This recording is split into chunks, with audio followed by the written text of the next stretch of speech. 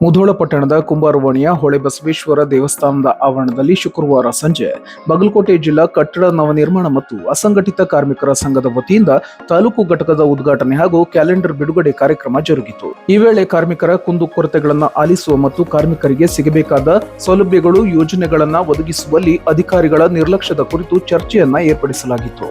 ಈ ವೇಳೆ ಸಂಘದ ಜಿಲ್ಲಾಧ್ಯಕ್ಷ, ತಾಲೂಕಾಧ್ಯಕ್ಷರು ಹಾಗೂ ಇನ್ನುಳಿದ ಪ್ರಮುಖರಿಗೆ ಸನ್ಮಾನಿಸಲಾಯಿತು.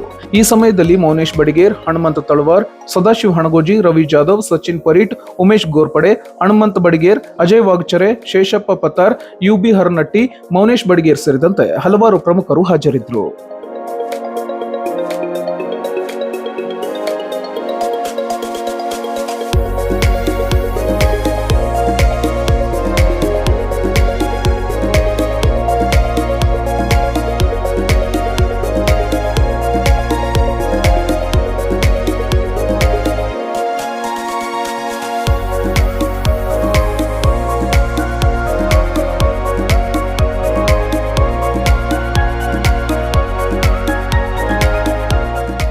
ಕಾರ್ಮಿಕರ ಏಳಿಗೆಗಾಗಿ ಸರ್ಕಾರ ಹಲವಾರು ಯೋಜನೆಗಳನ್ನು ತಂದಿದೆ. ಅದನ್ನ ಸದುಪಯೋಗ ಪಡಿಸಿಕೊಳ್ಳಲು ಕಲಿಯಬೇಕು. ಸಂಘಟಕರಾಗಿ ಒಂದಾಗಿ ಒಗ್ಗಟ್ಟಾಗಿ ಕಾರ್ಮಿಕರ ಉದ್ಧಾರಕ್ಕಾಗಿ ಶ್ರಮಿಸೋಣ ಎಂಬ ಕರೆಯೊಂದಿಗೆ ಕಾರ್ಯಕ್ರಮ ಆರಂಭವಾಯಿತು. ಪತ್ರಕರ್ತ ಪ್ರಕಾಶ್ ಪೀಠಕ್ ಅವರು ಕಾರ್ಯಕ್ರಮದ ಉದ್ದೇಶವನ್ನ ತಿಳಿಸಿದ್ರು. ಕಟ್ಟಡ ಮತ್ತು ಇತರ ನಿರ್ಮಾಣ ಕಾರ್ಮಿಕರ ಕಲ್ಯಾಣ ಮಂಡಳಿಯಲ್ಲಿನ ನೋಂದಣಿ, ನವೀಕರಣ ಪ್ರಕ್ರಿಯೆ ಹಾಗೂ ಅಸಂಘಟಿತ ಕಾರ್ಮಿಕರ ಸಾಮಾಜಿಕ ಭದ್ರತಾ ಮಂಡಳಿಯ ಯೋಜನೆಗಳನ್ನ ತಿಳಿಸುವ ಕುರಿತು ಹಾಗೂ ಕಾರ್ಮಿಕರ ಸಮಸ್ಯೆಗಳನ್ನ ಕೂಲಂಕುಷವಾಗಿ ಅರಿಯುವ ಕಾರ್ಯಕ್ರಮ ಇದಾಗಿತ್ತು.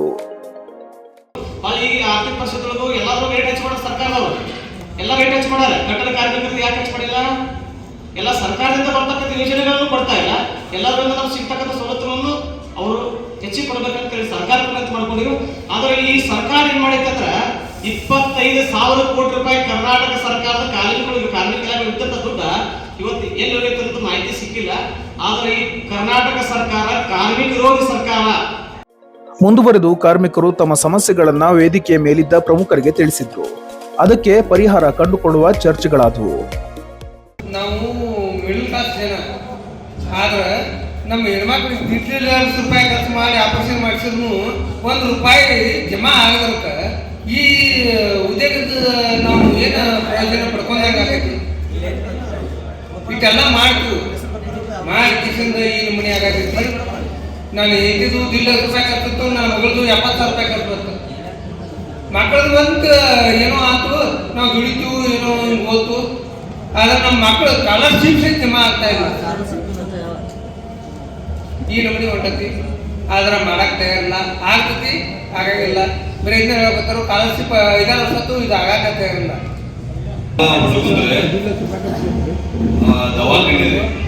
ದವಾಖಾನೆ ಕೆಲಸ ಏಟಾಕೈತಿ, ಅಷ್ಟು ಮಾಡ್ಕೊಂಬಾರಪ್ಪ ಅಂತೇಳಿ ಆಫೀಸರ್ ಹೇಳಿದಾಗ ಆಯ್ತಾಳೆ ನಾವು ಬಂದು ಮಾಡ್ಕೊಂಬರ್ತೀವಿ ಅನ್ನೋದ್ರ ನೀವು ಕಂಪ್ಯೂಟರ್ದಾಗ ಹಾಕಿ ನಾವು ಮುಂದೆ ಕಳ್ಸೋದು ಹೇಳಿದ್ವಿ. ಕಳಿಸೋದ್ರಿಂದ ಈಗ ನಾನು ಸೌಡಿಲ್ಲ, ಇನ್ನೊಂದು 4 ದಿವಸ ಬಿಟ್ಟು ಬಾ, ಇನ್ನೊಂದು 4-5 ದಿವಸ ಬಿಟ್ಟು ಬಾ ಅಂತಂದ್ರೆ 2-3-4 ಸಲ ಅವ್ರು ಆಫೀಸಕ್ಕೆ ಬಂದಿದೆ. ಆಫೀಸ್ಗೆ ಹೋದ್ರಿಂದ ಒಂದು 4 ಸಲ ಹೋದಾಗ ಇಲ್ಲ ಹೊರಗೆ ಆನ್ಲೈನ್ದಾಗ ಹಾಕಿಸ್ರಿ, ನಾವು ಅದನ್ನ ಸೆಂಕ್ಷನ್ ಮಾಡಿ ಕಳಿಸ್ತೀವಿ ಅಂತ. ಆಯ್ತಪ್ಪ ಅಂದ್ರೆ ಹೊರಗೆ ಆನ್ಲೈನ್ದಾಗ ಹಾಕ್ಸಿನಿ.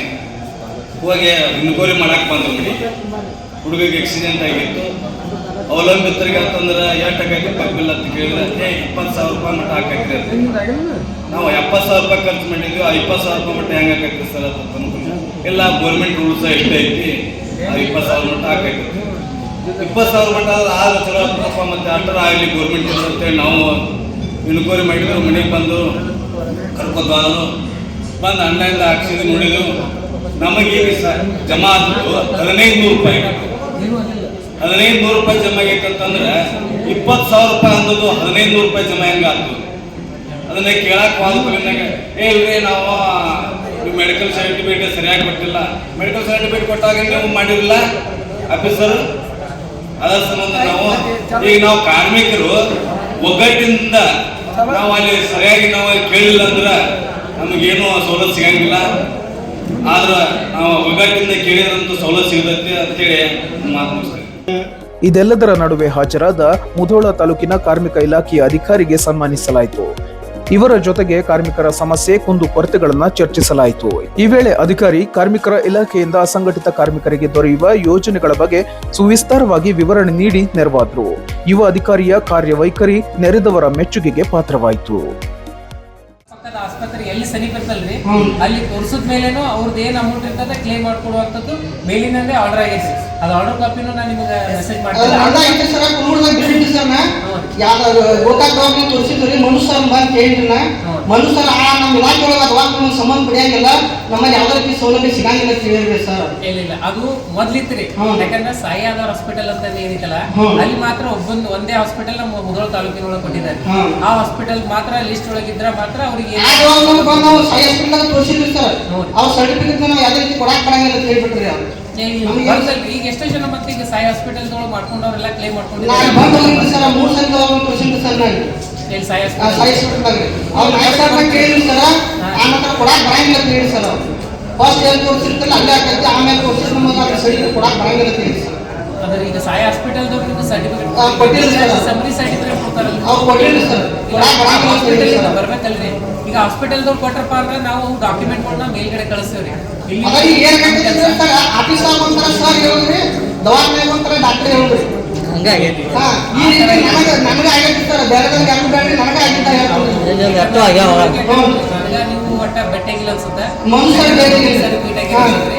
ಯಾಕಂತಂದ್ರೆ ಆ ತರ ಏನೈತಪ್ಪ ಅಂತಂದ್ರೆ ಈಗ ನಾನು ಅಲ್ಲೇ ಇರ್ತೀನಿ ಆಫೀಸ್ ಒಳಗೆ. ಅಂತಂದ್ರೆ ಈಗ ಎಲ್ಲಾರು ಬಂದು ಮಾತಾಡ್ತಿದ್ದಾರೆ, ಏನಾಯ್ತು ಸಮಸ್ಯೆಗಳನ್ನ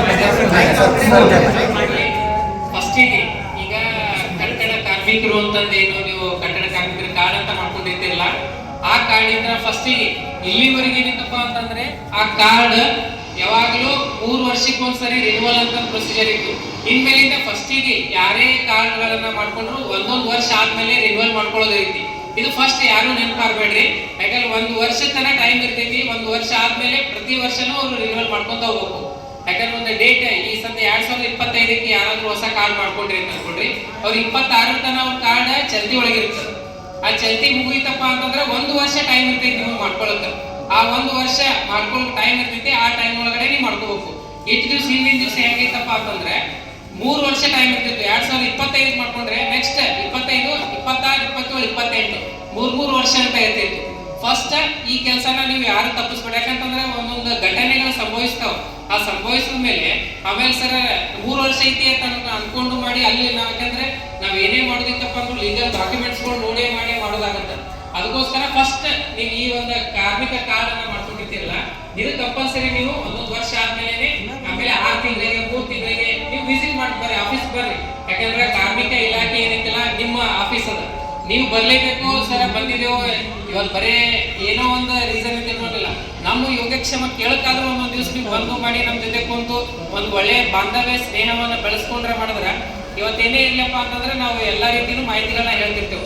ಆಮೇಲೆ ದಿನೇ ಹೊಸದಾಗಿ ಒಂದು ಹೊಸ ಏನಾದ್ರೂ ಬಂದ್ರೆ ಅಪ್ಡೇಟ್ ಆದಂತ ಒಂದು ವಿಷಯಗಳನ್ನ ನಾವು ನಿಮ್ಮ ಹತ್ರ ಶೇರ್ ಮಾಡ್ಕೋತೇವೆ. ಅದಕ್ಕೋಸ್ಕರ ನೀವು ಒಂದೇ ರಿನ್ಯೂವಲ್ ಟೈಮ್ ಒಳಗೆ ಬರ್ಬೇಕಂತದೇನಿಲ್ಲ. 3 ತಿಂಗಳಿಗೆ 6 ತಿಂಗಳಿಗೆ ಒಂದು ಟೈಮ್ ನೀವು ಏನೇ ವಿಸಿಟ್ ಮಾಡಿದ್ರಪ್ಪ ಅಂದ್ರೆ ಇಲ್ಲ ಆಫೀಸ್ ಒಳಗಡೆ ಒಂದು ಹೊಸದು ಏನೋ ಒಂದು ಸ್ಕಾಲರ್ಶಿಪ್ ಫೆಸಿಲಿಟಿ ಯಾವಾಗ ಅಪ್ಲಿಕೇಶನ್ ಕರೆದಿದ್ದಾರೋ ಇಲ್ಲೋ ಅಥವಾ ಕಿಟ್ಗಳು ಎಲ್ಲ ಬಂದಿದಾವೋ ಇಲ್ಲೋ ಅದರದೆಲ್ಲ ಮಾಹಿತಿಗಳನ್ನ ನಿಮಗೆ ಕರೆಕ್ಟ್ ಆಗಿ ಸಿಗುತ್ತೆ. ಯಾವಾಗಲೂ ಈಗ ಮನಿ ಒಳಗೆ ಕಾರ್ಡ್ ಇಟ್ಕೊಂಡು ಬಿಟ್ಟಿರ್ತೀರ, ಅದು ವಾಪಸ್ ನೋಡೋದಾಗಂಗಿಲ್ಲ. ಇಲ್ಲ ನಿಮ್ಮ ಕೆಲಸದೊಳಗೆ ನೀವು ಬಿಸಿ ಇರ್ತೀರಿ.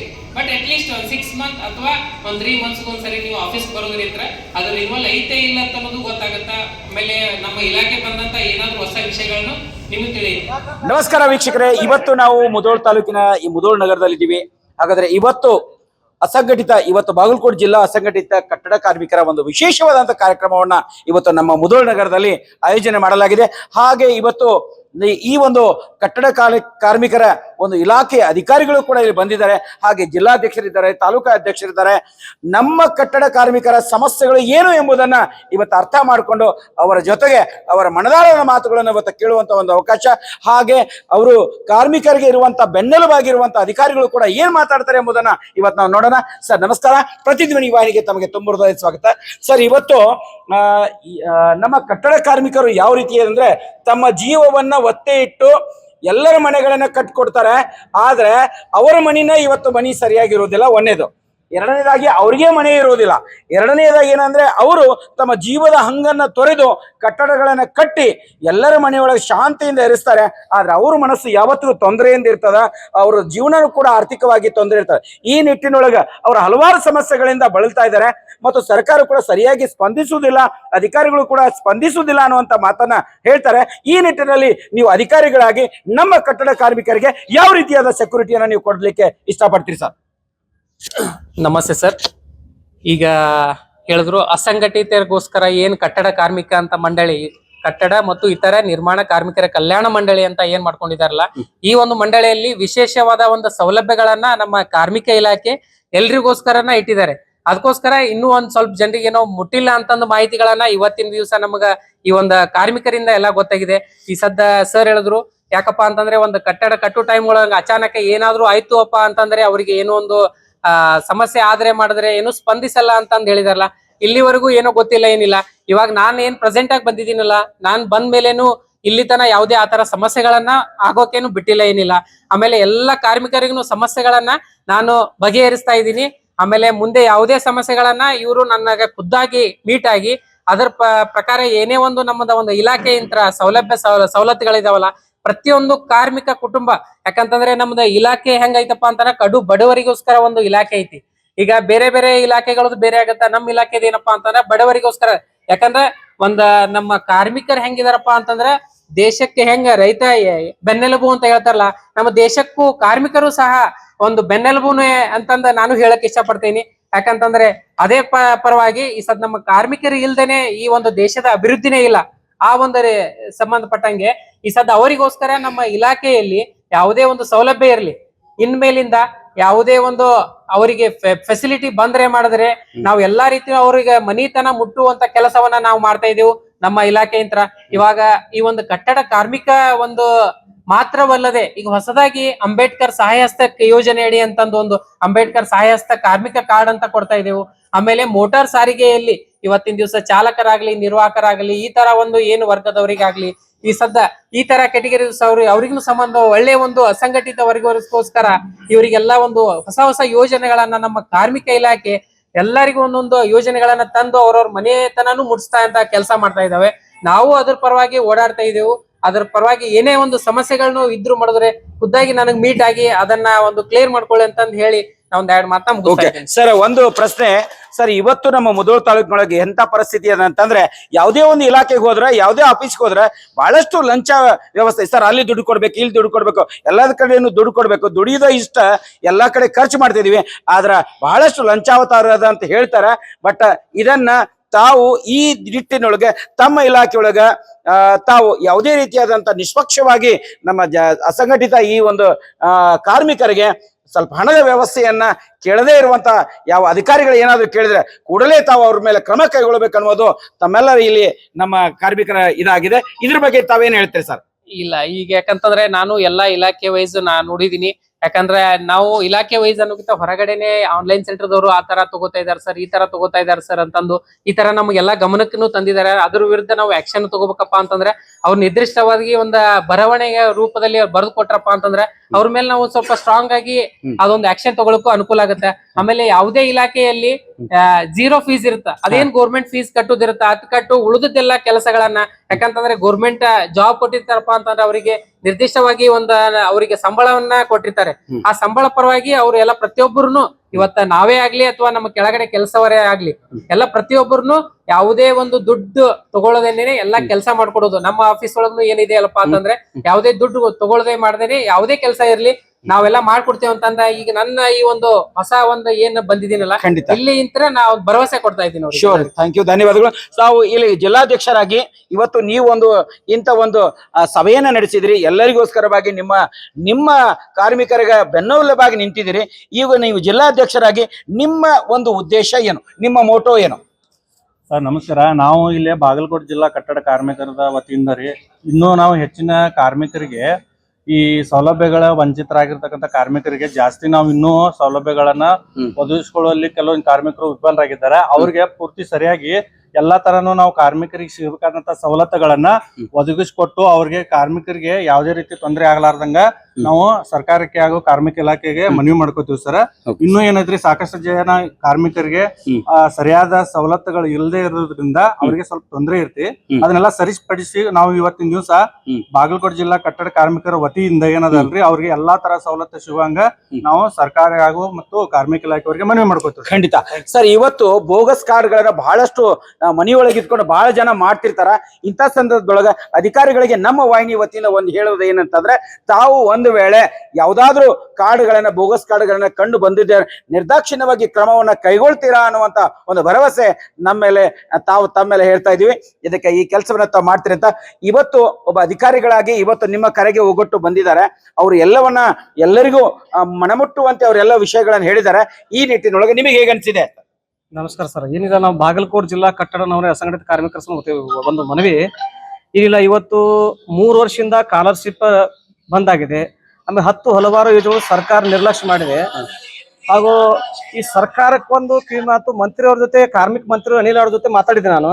ಅವರು ಹಾರಕಿ ಉತ್ತರ ಕೊಡ್ತಾ ಇದ್ದಾರೆ. ಆದ್ರೆ ಕಾರ್ಮಿಕ ವಿರೋಧಿ ಸರ್ಕಾರ ಆಗಬಾರ್ದು, ಕಾರ್ಮಿಕ ಪರವಾಗಿ ಸರ್ಕಾರ ಆಗ್ಬೇಕಂತೇಳಿ ನನ್ನ ಮನವಿ. ಸಾಕಷ್ಟು ಕಾರ್ಮಿಕರ ನೋವು ನಲಿವಲ್ಲಿದ್ದಾರೆ, ಸ್ಪಂದಿಸುವಲ್ಲಿ ವಿಫಲರಾಗಿದ್ದಾರೆ ಮೇಲಾಧಿಕಾರಿಗಳು. ನಮ್ಮಲ್ಲಿ ಇರ್ತಕ್ಕಂಥ ಅಧಿಕಾರಿಗಳು ಚೆನ್ನಾಗಿ ಕೆಲಸ ಮಾಡ್ತಾ ಇದ್ದಾರೆ, ಮೇಲಾಧಿಕಾರಿಗಳು ವಿಳಂಬ ನೀತಿ ಅನುಸರಿಸುತ್ತೆ. ಅದಕ್ಕೆ ಕೆಲವೊಂದು ಇನ್ನು ಹಲವಾರು ಯೋಜನೆಗಳು ನಮ್ಮ ಮುಧೋಳ ತಾಲೂಕಲ್ಲಿ ವಿಳಂಬ ನೀತಿ ಅನುಸರಿಸಿದ್ರೆ ನಮ್ಮ ಕಾರ್ಮಿಕರಿಗೆ ಅನ್ಯಾಯ ಆಗ್ತದೆ.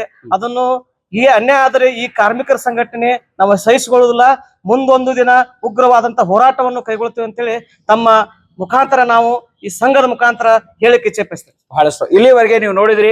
ಇವತ್ತು ಕಾರ್ಮಿಕರಿಗಾಗುವಂತ ಅನ್ಯಾಯ, ಅದರ ಜೊತೆಗೆ ಅವ್ರಿಗೆ ಇರುವಂತ ತೊಂದರೆಗಳನ್ನ, ತಮ್ಮ ಮನದಾಳದ ಮಾತುಗಳನ್ನ ಹೇಳುವುದರ ಜೊತೆಗೆ ಇವತ್ತು ಅವರಿಗಿರುವಂತ ಸಮಸ್ಯೆಗಳನ್ನ ಖಂಡಿತವಾಗಿ ಸರ್ಕಾರ ಈಡೇರಿಸುವುದರ ಜೊತೆಗೆ ಅಧಿಕಾರಿಗಳು ಕೂಡ ತಮ್ಮ ಬೆನ್ನೆಲುಬಾಗಿ ನಿಂತಾರಂತ ಹೇಳ್ತಾ ನಮ್ಮ ವಾಹಿನಿ ಪರವಾಗಿ ಮತ್ತೊಮ್ಮೆ ತಮ್ಮೆಲ್ಲರಿಗೂ ಅಭಿನಂದನೆಗಳು.